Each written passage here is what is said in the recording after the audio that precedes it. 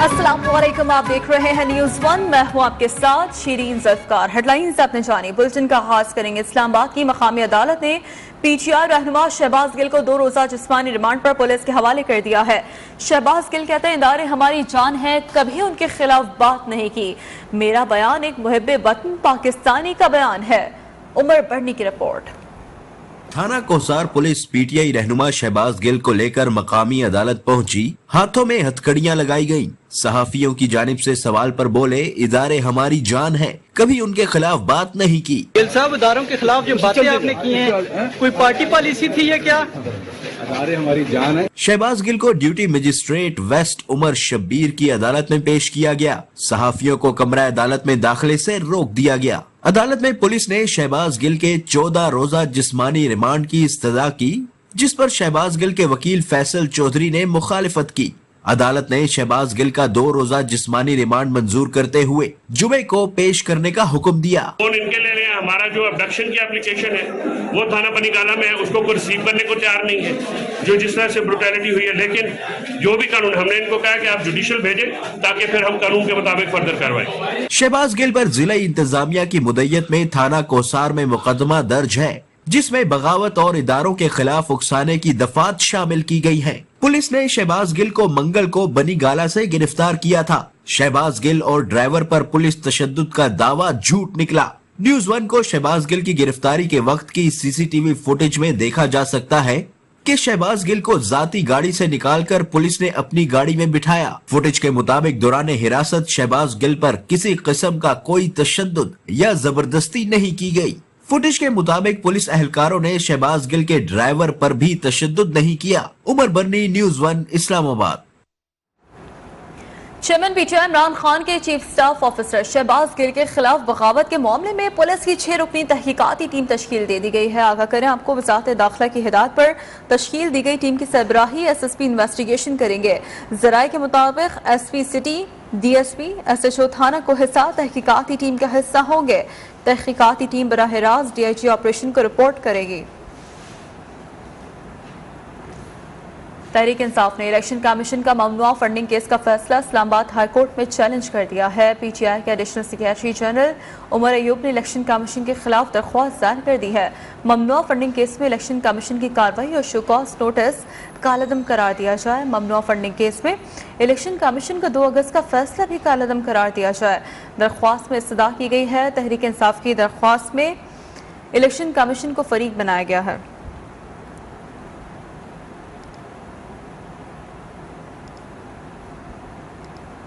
تحریک انصاف کے مرکزی secretary general Asad Umar نے کہا ہے عمران خان کے خلاف کوئی 62 کی تلوار نہیں لٹک رہی، عمران خان کو ہٹانے کے لیے نیا آئین لکھنا پڑے گا۔ شہباز گل کے معاملے کو عدالت میں لے جانا چاہیے۔ لاہور سے محمد فیصل خان کی رپورٹ۔ لاہور میں شفقت محمود، اندلیب عباس اور ڈاکٹر یاسمین راشد کے ہمراہ دبنگ پریس کانفرنس کرتے ہوئے اسد عمر کا کہنا تھا کہ عمران خان کے خلاف الیکشن کمیشن کے فیصلے کو مسترد کرتے ہیں اور عمران خان پر 62A کی کوئی تلوار نہیں لٹک رہی۔ عمران خان کو ہٹانے کے لیے کوئی نیا آئین لکھنا پڑے گا۔ میں آپ کو سنجیدہ جواب دے دیتا ہوں، کوئی 62(1)(f) کی تلوار نہیں لٹک رہی۔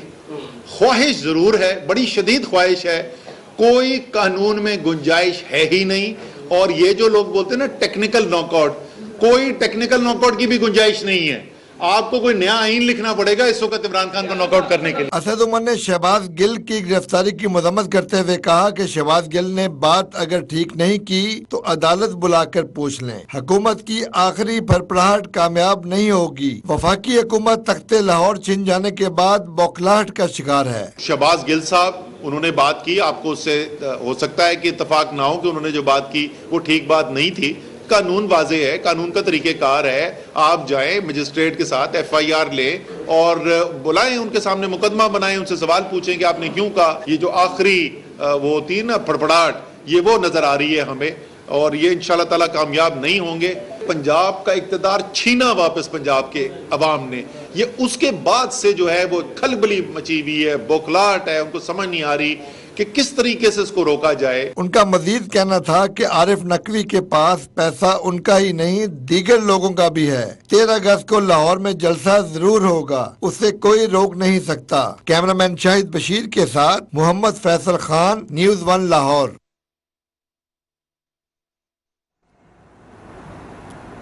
چیئرمین تحریک انصاف عمران خان اس وقت پریس کانفرنس کر رہے ہیں. تو آج وہ آگے چل رہی ہے وہ سازش، اور میں اس سازش کی آج پہلے ایک چیز سے شروع کرتا ہوں. اس خوفناک سازش کے اندر ایک پلان بنا ہوا ہے کہ ملک کی سب سے بڑی پولیٹیکل پارٹی کو اپنی فوج کے ساتھ لڑا دیا جائے. یعنی ہمیں اور فوج کو ایک ایسا پیش کیا جائے کہ ہم ایک دوسرے کے کوئی مخالف ہیں، اور یہ ایک پلان کر کے کیا جا رہا ہے. میں صرف جو آپ سب دیکھ رہے ہیں، میں آپ کو یاد کرانا چاہتا ہوں کہ جب ہماری گورنمنٹ چل رہی تھی تو سب سے زیادہ تنقید جب آتی تھی ہندوستان سے میرے اوپر، تو وہ کیا کہتے تھے کہ عمران خان فوجیوں کا، پاکستانی فوج لے کے آئی ہوا ہے، ان کا پتلا ہے. سب سے زیادہ یہ کرتے تھے، اور مسلسل ان کو تکلیف تھی کہ جی یہ فوج اور گورنمنٹ ایک ہی پیج پہ چل رہی ہے. آپ کو پتہ نہیں اس چیز کا علم ہے یا نہیں، یا یاد ہو یا نہ ہو، کہ ایک ہمارے سوشل میڈیا کے جنونی نوجوانوں نے ایک چیز، ایک بے نقاب کیا جس کو کہتے تھے یورپین یونین کی ڈس انفارمیشن لیب. یہ کیا تھی؟ اس میں تقریباً 800 فیک سائٹس تھی، اور یہ فیک سائٹس کیا کر رہی تھی؟ یہ مسلسل پاکستان کے خلاف پروپیگنڈا کر رہی تھی، جس میں کئی پاکستان کے صحافی بھی شامل تھے، کئی وہ لوگ شامل تھے جو آج اس امپورٹڈ حکومت کے ساتھ آپ نظر آتے ہیں. اور یہ کیا کہہ رہے تھے؟ دو لوگوں کو اٹیک کر رہے تھے، ایک عمران خان کو اور ایک پاکستانی فوج کو، اور تکلیف یہ تھی کہ یہ ساتھ چل رہے ہیں. اب میں آپ کو ذرا تھوڑا پیچھے لے جاؤں کہ جب ممبئی کے اٹیک ہوا، دہشت گردی کا اٹیک ہوا ممبئی میں، تو آصف زرداری نے ایک بیان دیا تھا کہ پاکستان کا جو D G I S I ہے اس کو ممبئی بھجوایا جائے. یعنی سوچے کہ اپنا ملک کا اس وقت صدر تھا، کہتا تھا اس کو ممبئی بھجوایا جائے. اور پھر یہی آصف زرداری حسین حقانی کے ذریعے امریکنوں کو میسج پہنچاتا ہے کہ امریکنوں کو کہہ رہا ہے کہ پاکستان کی فوج سے آصف زرداری کو بچائیں. اور دوسری طرف نواز شریف، یہی جب ممبئی اٹیکس ہوئے تو اس نے نواز شریف سب سے پہلے بولا کہ وہ جو ایک لڑکا وہ کون سے گاؤں میں تھا پاکستان میں جدھر سے اٹیک ہو. اس نے کم باکر کو ایک انٹرویو دیا تھا، اور اس نے پاکستان کے خلاف ایک مہم چلی ہوئی تھی، اور خاص طور پہ آئی ایس آئی اور پاکستانی فوج کو ٹارگٹ کیا جا رہا تھا. تو نواز شریف نے پہلے کہا یہ. پھر ڈون لیکس کیا تھی؟ ڈون لیکس کے اندر نواز شریف، اس کی گورنمنٹ باقاعدہ یہ کہتی ہے کہ جو دہشت گردی ہندوستان کے خلاف ہو رہی ہے اس میں پاکستان کی آئی ایس آئی ملوث ہے، پاکستان کی فوج. اور نریندر مودی بار بار پاکستان کے سپہ سالار جو تب تھے جنرل رحیل، بار بار یہ کہتے تھے کہ وہ دہشت گرد ہے، دہشت گردوں کا سردار ہے. اور نواز شریف اس کو شادی پہ بلا رہا تھا، اسی نریندر مودی کو. اسی نریندر مودی کو جب کھاٹمانڈو کے اندر سارک کانفرنس ہوتی ہے تو برکا دت جو ان کی لیڈنگ جرنلسٹ ہیں، وہ اپنی کتاب میں لکھتی ہے کہ چھپ کے سائٹ پہ نواز شریف نریندر مودی سے میٹنگ کر رہا تھا، اور اس کو یہ کہہ رہا تھا کہ میں اپنی فوج سے مجھے بچائیں، یعنی اپنی فوج سے ڈر کے.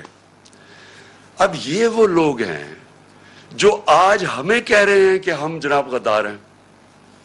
ان لوگوں کے پیسے باہر پڑے ہیں، ان کی اربوں ڈالر باہر پڑے ہوئے ہیں، ان کی کرپشن جو یہاں سے پیسہ چوری کر کے لے کے گئے اس کے اوپر داستانیں لکھی ہوئی ہیں، بیرون ملک کتابوں میں مینشن ہے، بی بی سی کی ڈاکیومنٹری میں ان کی چوری کا مینشن ہے کہ یہاں سے چوری کر کے پیسہ باہر لے کے گئے. یہاں ان کے اوپر پتہ نہیں کتنے کرپشن کیسز ہیں. تو آج یہ بتایا جا رہا ہے کہ ہم اپنی فوج کے خلاف ہیں، اور یہ اب محب وطن وہ پاکستانی بن گئے ہیں جو کہ آ کے ہمیں غدار کہہ رہے ہیں. دیکھیں، یہ سازش اتنی خطرناک ہے کہ اگر ایک ملک کی سب سے بڑی جماعت کو اگر آپ اس کی فوج کے سامنے کھڑا کر دیں اور ان کے اندر اختلافات پیدا کر دیں. اس سے زیادہ ملک کو نقصان کوئی چیز نہیں پہنچا سکتی. میں 18 سال کا بھی نہیں تھا جب میں ایسٹ پاکستان میچ کھیلنے گیا, مجھے یاد ہے 1970 مارچ میں, اور میں میرا فرسٹ کزن تھے بریگیڈیئر شفیق, ان کے ساتھ ٹھہرا ہوا تھا. تب مجھے پتا چلا کہ وہ کتنی نفرت اپنی فوج کے اندر اور وہ بنگلہ دیش کی جو سب سے بڑی جماعت ہے اس کے اندر پھیل چکی تھی. اور اس کے بعد ہم سب جانتے ہیں کہ ہمارا ملک ٹوٹا. ہمیں پتہ ہے کہ ہمارا ملک جب آپ ایک سب سے بڑی جماعت اور فوج کے بیچ میں جو ہوا, یہ پاکستان کی تاریخ کا سب سے افسوسناک واقعہ کہ ہمارا ملک ٹوٹ گیا. آج وہی کوشش کی جا رہی ہے. ایک پارٹی ہے پاکستان کے اندر جو پوری فیڈرل لیول کے اوپر پارٹی ہے, سارے صوبوں کے اندر پارٹی ہے, سب سے بڑا ووٹ بینک اس پارٹی کا ہے. وہ پارٹی اوپر سے لے کے گلگت سے لے کے قبائلی علاقے سے لے کے کوئٹہ سے لے کے کراچی, سندھ, پنجاب, سارے ملک میں آج وہ سب سے بڑی پاکستان کی پارٹی ہے. اور یہ سازش کی جا رہی ہے, اور سازش وہ لوگ کر رہے ہیں جو اس بیرونی سازش کا حصہ ہیں, کولیبریٹرز ہیں وہ. اور وہ سازش کیوں کر رہے ہیں اب میں بتاؤں. ہوا کیا, پہلے ہماری گورنمنٹ گرائی گئی, انہوں نے سمجھا کہ ختم ہو جائے گا. یہاں جب گورنمنٹ جاتی ہے لوگ مٹھائیاں بانٹتے ہیں, وہ پبلک سڑکوں کے اوپر آ گئی. پھر ہم نے ایک پرامن احتجاج کرنا تھا 25 مئی کو. انہوں نے وہ یعنی عوام کے خلاف جو ظلم کیا ہے, یعنی کبھی اس ملک کی تاریخ میں ایسی حرکتیں نہیں ہوئی. 2-3 بجے لوگوں کے گھروں میں جا کے وہاں عورتوں نہ چادر نہ چار دیواری کی فکر, وہاں انہوں نے دہشت پھیلائی. کبھی ایسی دہشت نہیں پاکستان میں پھیلائی گئی. جس طرح کی شیلنگ کی فیملیز پہ, لوگوں پہ, یعنی جو انہوں نے کر سکتے تھے وہ ظلم کیا. اور اس کے پیچھے ایک ہی سوچ تھی کہ اس کو کرش کر دو پارٹی کو. ان کے ممی ڈیڈی ٹائپ لوگ ہیں, یہ جب ہم پورا زور لگائیں گے, ان کو ڈرائیں گے, یہ سارے گھروں میں بیٹھ جائیں گے. اس کے بعد آ گیا بائی الیکشن. الیکشن کمیشن پوری طرح ان کے ساتھ ملی ہوئی. اس نے ہر حربہ استعمال کیا ان کو جتانے کے لیے نون لیگ کو. ایڈمنسٹریشن ساری ان کے ساتھ ملی ہوئی. پوری انہوں نے کوشش کی وہ الیکشن, اور یہ ان کو پورا اعتماد تھا کہ وہ الیکشن جیت جائیں گے. اس طرح کی پبلک نکلی کہ پاکستان کی تاریخ میں کبھی بائی الیکشن کیا, جنرل الیکشن میں اس طرح پبلک نہیں نکلی. اور سارے جو منصوبے تھے ان کے فیل ہو گئے, اور یہ ساری جماعتوں نے مل کے الیکشن لڑا اور وائپ آؤٹ ہو گئی پنجاب سے. اس کے بعد اور خوف مزید آ گیا ان کو. اور اب یہ جو اب مرحلہ جس میں ہم اب آ رہے ہیں, یہ اب وہ مرحلہ ہے. اب یہ کیا کوشش کر رہے ہیں, پہلے تو یہ جو سارا پوری کیمپین کی ہوئی ہے کہ کسی طرح ہماری اور فوج کے بیچ میں ہماری لڑائی شروع ہو جائے. دوسری چیز کہ انہوں نے اب پورا پلان بنایا ہوا ہے کہ ہمیں پارٹی کو توڑنے کا. پلان کا سب سے پہلی چیز آپ کے سامنے آ گیا الیکشن کمیشن نے, جو یہ فورن فنڈنگ کیس ہے. اب فورن فنڈنگ کیس کے اندر کچھ بھی نہیں ہے. یہ صرف یہ کہنے کی کوشش کر رہے ہیں کہ بیرون ملک پاکستانی جب وہ پیسہ بھیجتے ہیں تو وہ فورن فنڈنگ ہے. وہ پارٹی جس کی پاکستان کی تاریخ میں پہلی دفعہ جس نے ایک باقاعدہ پولیٹیکل فنڈ ریزنگ کی ہے, جس کا کوئی اس ملک کے اندر کوئی نہ کبھی کسی نے پہلے کی, اور نہ یہ وہ پارٹیز جن کے سربراہوں کو لوگ کرپٹ سمجھتے ہیں, وہ کبھی فنڈ ریزنگ نہیں کر سکتی. تو وہ پارٹی جس نے پولیٹیکل فنڈ ریزنگ کی, جس پارٹی نے باقاعدہ 40,000 ڈونرز کے نام دیے ہوئے 2012 میں, 40,000 لوگ, وہ لوگ خود کال کر کے کہتے ہیں کہ ہاں ہم ڈونر ہیں. ان میں سے کئی لوگوں کو انہوں نے بتا دیا کہ جی کوئی فورن نیشنل وغیرہ, جو ان کو کئی پاکستانیوں کو بنا دیا کہ جی یہ تو غیر ملکی ہیں. وہ پارٹی جس نے فنڈ ریزنگ کی, جس کی ساری آڈٹ رپورٹس ہیں, جس کی ایک ایک چیز ہمارے سامنے ہم نے ان کو الیکشن کمیشن کو دی ہے, اس پارٹی کے اوپر سارا نزلہ گر رہا ہے. اور میں بار بار کہتا جا رہا ہوں کہ ہم 4-5 سال سے کہہ رہے ہیں, بلکہ عدالت بھی کہے ان کو بیٹھی ہے کہ ان پارٹیز کی اکٹھی اگر آپ نے آڈٹ کرنا ہے فنڈ ریزنگ تو اکٹھی کریں.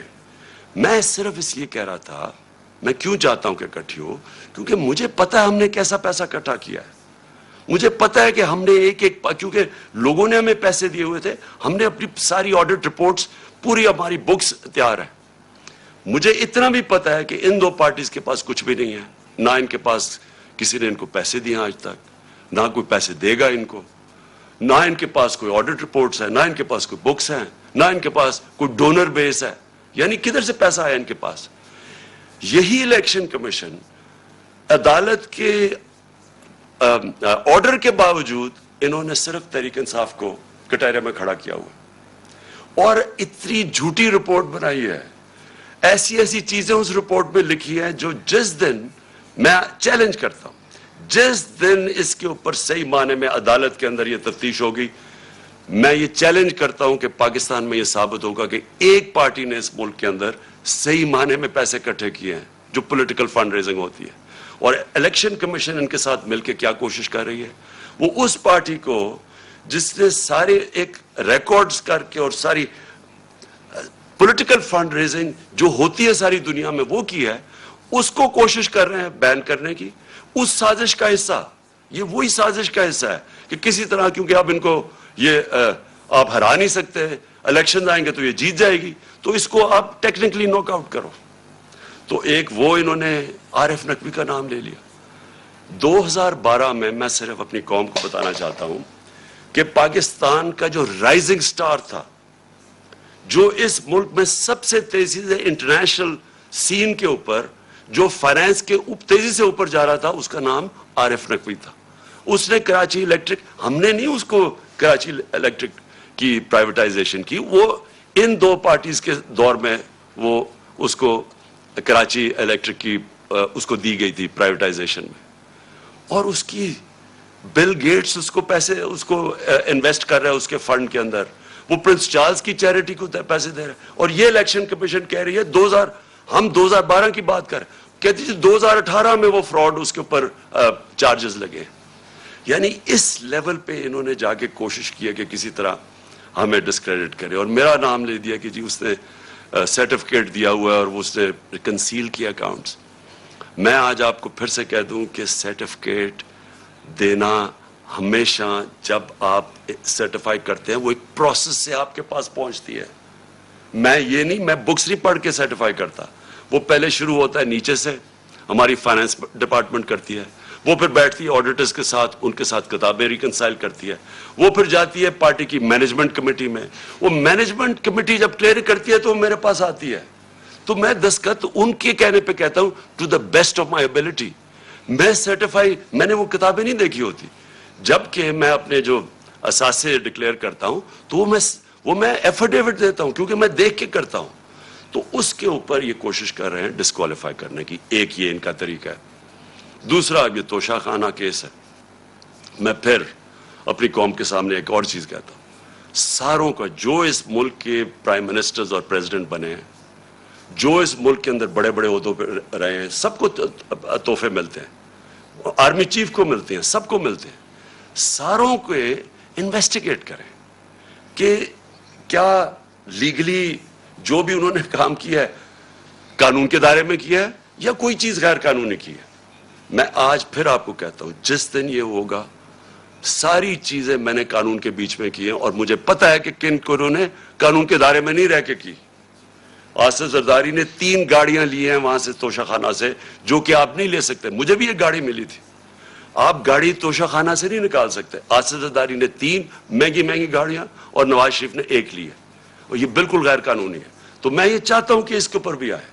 یہ 2 چیزیں ہیں, کوشش کر رہے ہیں مجھے ڈسکوالیفائی کرنے کی, اور ایک تیسری بھی چیز کر رہے ہیں, اور جس کی اب آپ کے سامنے یہ آنے والا ہے, اب یہ فیز آنے والا ہے.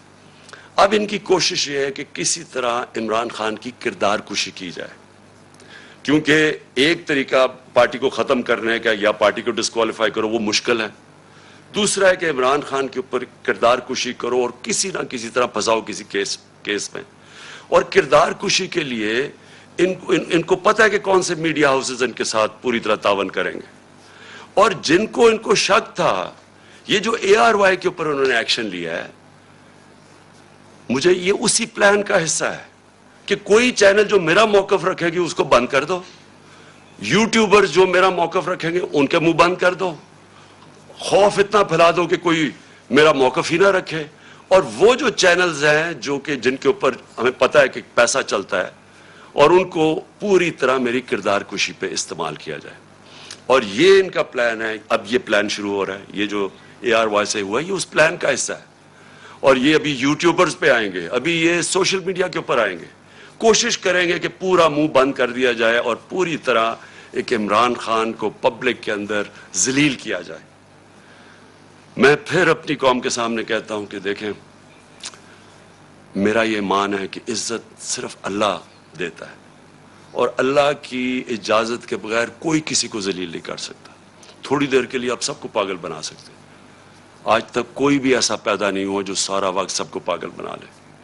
मुझे सिर्फ अफसोस ये है कि ये जो प्रोसेस करने अब जा रहे हैं, ये जिस तरह की अब सख्ती दिखा रहे हैं, ये जो एक पूरा एक नया के मसल दिखा के तो अब हम इनको क्रश करेंगे, लोगों को डरा देंगे, धमका देंगे, अब सिर्फ मुल्क का नुकसान कर रहे हैं।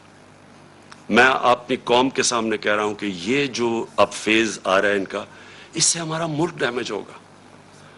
मुल्क का सोचना चाहिए, ये सिर्फ जाती मफादात के ऊपर और बैरूनी जो चाहते हैं, जो वो चाहते क्या, बैरूनी क्या जिन्होंने हमारी गवर्नमेंट कराई, क्या वो चाहते हैं मजबूत पाकिस्तान?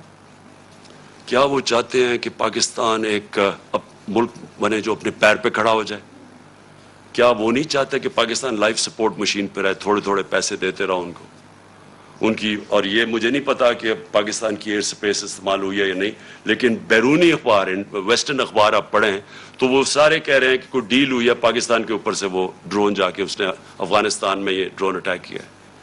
अगर हम ये कर रहे हैं कि जी थोड़े से पैसे मिल जाएंगे उसे, मैं फिर अपनी कौम को कहना चाहता हूँ, देखें, हमने 80 की दिहाई में पूरी मदद की, ठीक है, उस वक्त मुजाहिद थे हम, हमारे हमसाय मुल्क पे किसी का दूसरे मुल्क का कब्जा था, लेकिन हम इस्तेमाल हुए। जैसे ही वो वहाँ से कब्जा हटा तो हमारे ऊपर सैंक्शंस लग गई थी। यहाँ 50 लाख रेफ्यूजीज थे पाकिस्तान में, यहाँ क्लेशनिकोव और ड्रग्स आ गई थी, यहाँ सेक्टेरियन ग्रुप्स, मिलिटेंट ग्रुप्स आपस में लड़ना शुरू हो गए थे। उससे पहले और पाकिस्तान था, अफगान जहाद के बाद पाकिस्तान बदल चुका था। फिर हमने उनकी मदद की, और सबको पता है कि जब वॉर ऑन टेरर में धमकी मिली और हमने उनकी मदद की, क्या मिला पाकिस्तान को? उससे $20 अरब मिला। तो जो नुकसान पाकिस्तान का हुआ, जो 80,000 लोग हमारे कुर्बान किए गए, जो हमारे फौजियों ने शहादतें दी, तो किस लिए हमने किया? हमें तब भी ये इस्तेमाल किया गया, धमकी मिली, हमारे घुटने गोडों में जान ही नहीं थी कि खड़े हो कि हम एक खुददार कौम की तरह उनका फेस करते हैं। हम फिर झुक गए, और बड़ी भारी कीमत कौम ने अदा की उसकी। छोटी सी एलीट है जिनको पैसे, वो जो पैसा आता है वो बाहर भिजवा देते थे, उनके बैंक अकाउंट्स बढ़ते रहे, लेकिन कौम को तो नुकसान हुआ। अभी भी मुझे खतरा है कि अगर हम ये थोड़े से डॉलर्स के लिए उस एजेंडे का हिस्सा भी बन जाए, और वो उस एजेंडे से हम फिर किसी कॉन्फ्लिक्ट में फंस जाए, किसी किस्म के इंतशार में फंस जाए हमारा मुल्क, तो आखिर में हमें माजी से पता है कि फायदा थोड़ा होता है, नुकसान बहुत ज्यादा होता है। और अभी भी मैं ये आज जरूर कहना चाहता हूं कि ये जो हम देख रहे हैं TTP की एक्टिविटीज पख्तूनख्वा में, और हम देख रहे हैं उन्होंने टारगेट कर रहे हैं, मेरे कई तहरीक इंसाफ के वजीर और मेरे MPs मुझे बता रहे हैं कि उनको धमकियां आ रही हैं अब TTP की तरफ से। मैं इसके ऊपर भी मुझे हैरत है कि उन दिनों में तो जब TTP एक्टिव थी तो वो तो ये कहती थी कि जो अमेरिका के कोलैबोरेटर्स हैं हम उनके खिलाफ हैं, इसलिए हम अटैक कर रहे हैं। तो यहां तो वो गवर्नमेंट है जो एक आजाद पाकिस्तान चाहती है, तो उसको क्यों टारगेट किया जा रहा है? मुझे इसमें भी एक साजिश नजर आ रही है। मैं समझता हूं ये भी एक साजिश के तहत गेम चल रही है हमारी पार्टी को कमजोर करने के लिए। और वो जो एक बैरूनी साजिश, वो चाहते हैं कि कमजोर, हमारी पार्टी जितनी कमजोर हो, उसके बाद उनके लिए आसान होगा मुल्क को कंट्रोल करना। تو میں اور پھر آتا ہوں شہباز گل کے اوپر. دیکھیں شہباز گل نے جو کہا اور اگر وہ قانون کے خلاف تھا تو بڑا آسان ہے. اس کا ہمارا آئین ملک کا ہمارا قانون ایک پروسیجر بتاتا ہے کہ اس کے اوپر چارج لگائیں, اس کو موقع ملے عدالت میں جا کے اپنی صفائی پیش کرنے کا. اور کیا اس نے کس کانٹیکس میں کہا, کیا کہا, اس ہر انسان کو ہر دنیا کی قانون کا نظام اس کو موقع دیتا ہے اپنی صفائی پیش کرنے. لیکن جو یہ ہوا, اس کی گاڑی کو شیشے توڑ دیے, اس کو جس طرح اٹھایا, اس کے ڈرائیور کو مارا گیا, پتہ ہی نہیں کدھر غائب ہو گیا وہ, ہم ڈھونڈتے پھر رہے ہیں, پتہ چلوا رہے ہیں کہ جی وہ کدھر جی گیا. یہ کون سے قانون اور آئین کے مطابق ہوا؟ اور میں اپنی پارٹی کی طرف سے واضح کر دوں, ہمارا کیونکہ پھر سے جینا مرنا اس ملک میں ہے. میرے کوئی بیرونی ملک کے ساتھ سے نہیں پڑے کہ میں جب مشکل پڑے تو باہر بھاگ جاؤں. میں نے تو جینا مرنا یہاں ہے, میرا تو کچھ نہیں باہر. ہماری طرح کے لوگوں کو زیادہ اس ملک کی فکر ہے, اور جس کو اس ملک کی فکر ہے وہ چاہتا ہے کہ اس کی فوج ملک کا ایک مضبوط ادارہ بنے. وہ کبھی نہیں چاہے گا کہ اس کا ملک کا ادارہ کمزور ہو. وہ لوگ جنہوں نے اس ملک سے کیا کیا تھا پہلے, میں یہ چاہتا ہوں کہ آج اب ایک چھوٹا سا کلپ دیکھ لیں. میں صرف چاہتا ہوں, اس سے بہت بڑی سٹیٹمنٹس ہیں ہمارے پاس, لیکن میں میڈیا کے لیے صرف دکھانا چاہتا ہوں کہ صرف یہ کلپ دیکھیں کہ شہباز گل نے کیا کہا, اور یہ دیکھ لیں کہ یہ جو بڑے بڑے نام آج پھر رہے ہیں جو ہمیں کہہ رہے ہیں غدار ہے, انہوں نے کیا کہا اور ان کے اوپر کیا ایکشن لیا گیا. یعنی انہوں نے کیا کہا, کیا ایکشن لیا گیا, اور جو ایکشن لیا گیا ہے شہباز گل کے اوپر, یہ ذرا دیکھیں. Chairman P T I Imran Khan news conference کر رہے ہیں. ان کی جانب سے کہا کہ پاکستان تحریک انصاف کا ملک بھر میں ووٹ بینک ہے, ان لوگوں کے مفادات ملک سے باہر ہیں, اس قسم کی افراتفری پھیلائی جا رہی ہے. مجھے فورن فنڈنگ کیس اور توشخانہ کیس سے نااہل کرانا چاہتے ہیں. ماضی میں ہونے والی سازش آگے بڑھ رہی ہے. ان کی جانب سے یہ بھی کہا گیا ہمیں کرش کرنے کی کوشش کی گئی ہے, اب سازش کی جا رہی ہے ملک کی سب سے بڑی جماعت کو فوج کے خلاف کیا جائے. یہ سب منصوبہ بندی کے تحت کیا جا رہا ہے. مغربی میڈیا میں بھی رجیم چینج کے معاملے کو کسی نے نہیں اٹھایا. بیرونی سازش میں ملوث لوگوں کو میر جعفر اور میر صادق کہتا ہوں, انہوں نے ہماری پارٹی توڑنے کا منصوبہ بنایا ہوا ہے. ان لوگوں کے مفادات ملک سے باہر ہیں اور ہمیں کہا جا رہا ہے کہ ہم غدار ہیں. رجیم چینج کی سازش کی گئی. سازش میں ایک پلان ہے کہ ملک کی بڑی جماعت کو فوج کے خلاف کیا جائے. آج یہ تاثر دیا جا رہا ہے کہ ہم فوج مخالف ہیں, فوج کے خلاف ہیں, اور اب یہ سازش کی جا رہی ہے کہ ملک کی سب سے بڑی جماعت کو فوج سے برخلاف کروایا جا رہا ہے. یہ سب منصوبہ بندی کے تحت کیا جا رہا ہے.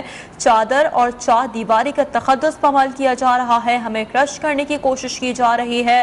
یہ سمجھتے تھے کہ ہم خاموش بیٹھیں گے. ضمنی الیکشن میں یہ سمجھتے تھے کہ ان کی جیت ہوگی. ہمارے نوجوانوں نے ای وی او ڈیوائس کے حوالے سے بھارتی جعلی ویب سائٹ کے ذریعے مجھے اور پاک فوج کو ٹارگٹ کرنے کی کوشش کی گئی. ممبئی حملوں کے بعد زرداری نے بیان دیا اور ان تمام بیانات کے برعکس ان کی جانب سے تنقید کی جا رہی ہے. اور میں اس لیے چاہتا تھا کہ آپ یہ سارے سن لیں کہ ان کے اگینسٹ کیوں کوئی ایکشن نہیں لیا گیا. یہ تو کلپس ابھی اویلیبل ہیں. کیا ان کے اوپر, اور ان کے اوپر تو ایکشن پہلے بھی لینا چاہیے. جو یہ سارا ڈان لیکس تھا اور جو میمو گیٹ تھا, کیا یہ لوگ آج ٹھیک ہیں؟ اور ہم وہ پارٹی جس نے آج تک صرف اپنا ملک کا سوچا ہے, جس نے اس ساری جو جدوجہد ہماری ہوئی ہے, آپ یقین کریں کہ اگر کوئی بھی جس طرح ہم نے یہ مشکل وقت سے گزرے ہیں, جو ہمارے اوپر مشکلیں گزری ہیں, میں آج آپ کو کہتا ہوں کہ ہم نے ہر وقت صرف اور صرف پاکستان کا سوچا ہے. ہمارے پاس اس وقت سٹریٹ پاور ہے, ہم سارے پاکستان کو بند کر سکتے ہیں. ہمیں صرف کہ ملک کے معاشی حالات آج ایسے ہیں کہ ہمیں اپنے ملک کی فکر کرنی چاہیے, اور اس لیے ہر چیز مظاہرے بھی کرتے ہیں تو پرامن. صرف 25 مئی کو ہمارا پرامن مظاہرہ تھا جب انہوں نے ہمارے پر انتہا کا ظلم کیا. آج تک کوئی ایک بتایا کہ ہم نے اپنے ملک میں کوئی توڑ پھوڑ کی, کوئی ہم نے اپنے ملک کو نقصان پہنچانے کی کوشش کی. جبکہ یہ وہ لوگ ہیں जिन्होंने और जो चीजें छोड़े, जो इन्होंने इस मुल्क को लूट के बाहर पैसा लेके गए हैं, ये कैसे मुहिब वतन हो गए? तो मैं आखिर में मैं सिर्फ ये चाहता हूं कि ये जो कोशिशें हो रही हैं साजिश करके एक मुल्क की सबसे बड़ी जमात को तोड़ने की, हमारे लोगों को तोड़ने की भी कोशिश की जा रही है, और कि इलेक्शन में किसी तरह ये इतने कमज़ोर हो जाएं कि जब ये इलेक्शन हो, और इलेक्शन की प्लानिंग कर रहे हैं कि ये इतने कमज़ोर हो जाएं और फिर नवाज शरीफ आए वहाँ से इंग्लैंड से, और उसके बाद कहें कि जी देखें इमरान खान को भी डिस्क्वालीफाई हो सकता है और वो भी हो सकता है, हम दोनों को एक मिला दें, और उसके बाद ये फिर वही इसी इलेक्शन के ज़रिए इलेक्शन करवाएं। ये गेम है बेसिकली कि किसी तरह हमें छोटा करके कट टू साइज करें। मेरा अगला सवाल ये है, जो भी ये प्लानिंग कर रहे हैं, क्या ये पाकिस्तान के लिए बेहतर है? क्या पाकिस्तान इसमें से इस दलदल से निकलेगा? पाकिस्तान को तो इस वक्त सबसे ज्यादा जरूरत पॉलिटिकल स्टेबिलिटी की है, कि एक तकड़ी गवर्नमेंट आए, स्टेबल गवर्नमेंट अवाम की पावर से, जो फिर इस मुल्क को इस दलदल से निकाल सके। क्या इसमें ये जो प्लान बन रहा है, क्या इसमें पाकिस्तान में पॉलिटिकल स्टेबिलिटी आ जाएगी? और जो भी ये प्लान बना रहा है, क्या उसको अपनी जात का सोच रहा है या मुल्क का सोच रहा है? ये सिर्फ थोड़े से लोग अपनी जाती मफादात के लिए इस मुल्क को उधर लेके जा रहे हैं, और मुझे अफसोस से कहना पड़ता है कि खुदा ना खास्ता ये उधर ना चला जाए कि हम सब के लिए उसको निकालने के लिए अपनी और नेशनल सिक्योरिटी कॉम्प्रोमाइज कर दें। अभी भी मुझे खतरा ये है कि अभी भी हम कोई ऐसे फैसले ना कर लें जिससे हमारी नेशनल सिक्योरिटी कॉम्प्रोमाइज हो। सिर्फ एक रास्ता है आज, अगर हमने इससे निकलना है, सिर्फ एक रास्ता है, और वो है साफ और शफाफ इलेक्शन। अगर मुल्क को हमने इस मुश्किल से निकालना है, इसके अलावा साफ और शफाफ इलेक्शन के अलावा जो और रास्ता लेंगे, मुल्क मजीद और नीचे जाता रहेगा। जिस तरह की महंगाई आज है, जिस तरह के लोगों के हालात हैं, जिस तरह के बिजली के बिल हैं, हर चीज महंगी, और अभी मजीद और महंगी होगी क्योंकि डिवैल्यूएशन जो हुई है, ये सारों से अवाम के ऊपर बोझ बढ़ता जाएगा। और फिर से आखिर में सिर्फ साफ और शफाफ इलेक्शन से हम इससे निकल सकते हैं। Chairman PTI Imran Khan news conference कर रहे थे। उनकी जानिब से ये कहा गया कि चादर और चार दीवारी का इस्तेमाल किया गया। मुल्क भर में एक ही जमात है जो तमाम सूबों में है, पाकिस्तान तहरीक इंसाफ का मुल्क भर में वोट बैंक है। उनकी जानिब से ये कहा गया साजिश वो लोग कर रहे हैं जो बैरूनी साजिश का हिस्सा है। साथ साथ उनकी जानिब से ये भी कहा गया कि हमें साजिश के जरिए हमारी हुकूमत हटाई गई। काफी उनकी जानिब से तनकीद की गई मौजूदा हुकूमत पर। कराची के मुख्तलिफ इलाकों में बादल बरस पड़े। कोरंगी, लांधी, डिफेंस, कायदाबाद, मली, तारिक रोड, महमूदाबाद, लियारी, किमाड़ी समेत मुलाका इलाकों में तेज बारिश का सिलसिला जारी है। यूनिवर्सिटी रोड, गुलशन इकबाल, गुलिस्तानी जौहर समेत मुख्तलिफ इलाकों में भी बारिश। महकमा मौसमियात ने कहा है शहर खाद में 13 अगस्त तक गरज चमक के साथ मूसलाधार बारिशें होंगी। चीफ मेट्रोलॉजिस्ट सदा सरफराज ने कहा है कि मानसून सिस्टम भारत के वस्त और गुजरात के करीब मौजूद है, जिसके बायस शहर में रात को तेज बारिश का इम्कान है। शहर में अब फ्लडिंग और नशीबी इलाके ज़ेर-आब आने का खदशा है। समंदर में भी शदीद तूफ़ानी का अलर्ट जारी किया गया है। माहीगीरों को समंदर में ना जाने की हिदायत की गई है। डॉलर की कीमत में कमी का सिलसिला जारी है। IMF से मुस्बत मुज़ाकरात लड़खड़ाती मईशत को सहारा देने लगे। ओपन करेंसी मार्केट में डॉलर 216 रुपए 50 पैसे का हो गया, जबकि इंटरबैंक मार्केट में डॉलर 221 रुपए 91 पैसे की हद पर बंद हुआ।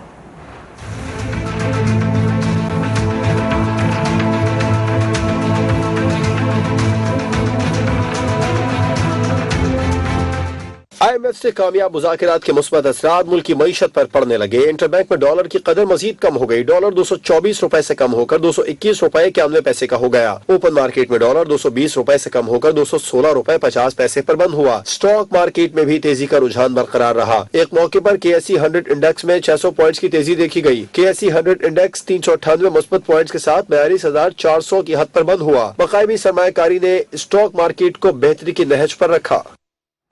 वक्त हुआ है एक ब्रेक का। साथ वेलकम बैक। पाकिस्तान के दस्तूर साज असम्बली के 75 साल मुकम्मल होने पर 10 से 14 अगस्त तक डायमंड जुबली तकरीबात का आगाज हो गया। स्पीकर कौमी असम्बली राजा परवेज अशरफ ने तकरीबात के इफ्तिताह के बाद प्रेस कॉन्फ्रेंस में कहा, पार्लियामान मुक़द्दस इदारा है जिससे पाकिस्तानियत झलकती है। पार्लियामान को मोहब्बत देनी है और उसकी इज्जत में इजाफा करना है।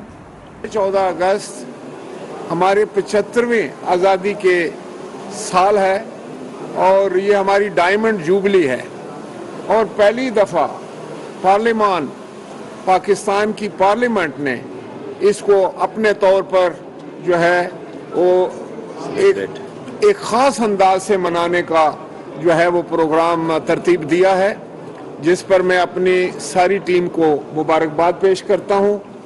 आज जिस तरह आपके इल्म में है कि हमारा ये 6 रोज़ा प्रोग्राम है जो 11, 12 और 13 तारीख यानी कि 14 की सुबह तक जो है ये हमारी तकरीबात जो है वो जारी रहेंगी, जिसमें आपने देखा होगा कि तस्वीरी नुमाइश आपने देखी और इतनी नादर बेशकीमत नायाब तस्वीर हैं जो मैं खुद देखकर दंग रह गया, कहाँ से ये हासिल की गई। और मैं इस पर बहुत खुश हूँ कि हम अपनी तारीख को प्रिजर्व कर रहे हैं। लाहौर में जश्न आज़ादी की तैयारियां जोशो खरोश से जारी है। शहर में जगह जगह सब्ज़ लाली परचम और झंडियों के स्टॉल्स लगा दिए गए हैं। मज़ीद जानेंगे नुमाइंदा न्यूज़ वन अदनान खालिद से। जी अदनान। जी, मुल्क भर की तरह लाहौर शहर में भी जश्न आज़ादी की तैयारियों का सिलसिला जोशो खरोश से जारी है। लाहौर शहर के जगह जगह हर घर पर हर छत पर जो है वो सबसे लाली परचम लहराता हुआ दिखाई दे रहा है। इसके अलावा लाहौर शहर में मुख्तलिफ जगहों पर जो है स्टॉल्स लगा दिए गए हैं। जगह जगह ये स्टॉल्स लगाए गए हैं जहाँ पर फ्लैग्स, बैचेस, बैंड जो हैं वो फरोख्त किए जा रहे हैं और बच्चों की स्पेशली बहुत बड़ी तादाद जो है इन बैचेस को, इन फ्लैग्स को और इन बैंड्स को खरीदते हुए दिखाई दे रही है। हमारी बच्चों से बात हुई, बड़ों से बात हुई, फैमिली से बात हुई, तो उनका यही कहना था कि ये वो दिन है जब हमारा मुल्क आज़ाद हुआ था, हमें एक आज़ाद रियासत जो है वो कायदे आज़म ने दिलवाई थी, जिसके हवाले से हम इसको खुशी से मनाते हैं। इसके अलावा अगर बात की जाए तो इंतज़ामिया की जानिब से भी खुसूसी इंतज़ामात किए जा रहे हैं। लाहौर शहर में मुख्तलिफ जगहों पर जो है वो जश्न आज़ादी की तकरीबात का इनेकाद किया जाएगा और इसके अलावा लाहौर की कनाल को जो है वो सबसे लाली परचमों से जो है वो सजा दिया गया है और दीगर इंतज़ामात भी जो है वो किए जा रहे हैं। और 13 अगस्त की रात को मीनार पाकिस्तान पर आतिशबाजी का मुजाहिरा भी किया जाएगा। इंतज़ामिया भी इस हवाले से काफ़ी एक्टिव है, सिक्योरिटी के भी सख्त इंतजाम काफी सख्त इंतजाम देखने में आए। बहुत शुक्रिया अदनान खालिद। कराची में जश्न आज़ादी की तैयारियां उरूज पर पहुंच चुकी हैं। पेपर मार्केट में होलसेल की दुकानों और गली में सब लाली परचमों की बहार है। हर कोई आज़ादी का जश्न मनाने के लिए खरीदारी में मसरूफ है। कराची में जश्न आज़ादी की तैयारियां जोरों शोर से जारी हैं। हर तरफ कौमी परचम नजर आने लगे, कौमी रंग में रंगे बैजेस और बहुत कुछ स्टॉल्स पर मौजूद।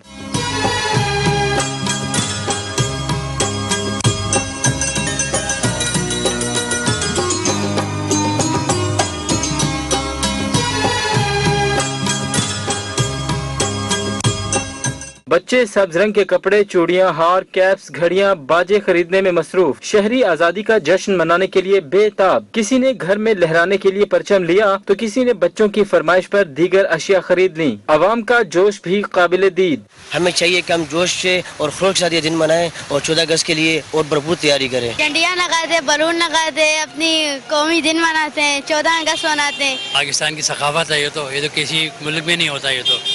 ये पाकिस्तान से मोहब्बत है। कोई किसी से कहता नहीं कि झंडे लो आके, ना कोई गवर्नमेंट कहती झंडे लो आके, तो आप खुद आते हैं। 14 अगस्त जोशो जज्बे से मनाकर पाकिस्तानी कौम दुनिया को पैगाम देती है कि ये कौम एक थी, एक है और ता क़यामत एक ही रहेगी।